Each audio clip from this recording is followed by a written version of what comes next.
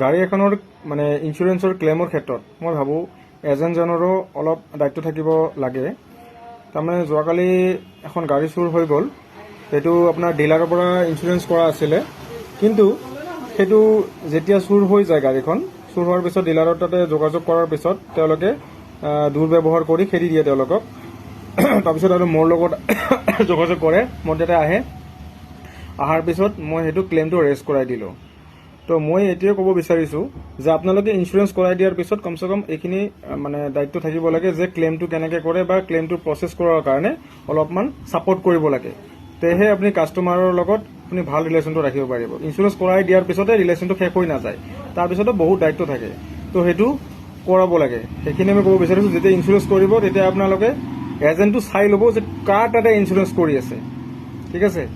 আৰু নহ'লে আপোনালোকৰ যেতিয়া ক্লেইম আহিব তেতিয়া আপোনালোকে বিপদত পৰিব, কাৰণ তেতিয়া আপোনালোকে ছাপৰ্ট নাপায়। এতিয়া মই FIR কাৰণে গোটেই এপ্লিকেশ্যন গোটেইখিনি লিখি দিলোঁ। এতিয়া তেওঁলোকে থানাত গ'ল, তাৰপিছতে নেক্সট প্ৰচেছ চলিব। আৰু অলৰেডি মই ক্লেইমটো ৰেজ কৰাই দিলোঁ। ধন্যবাদ।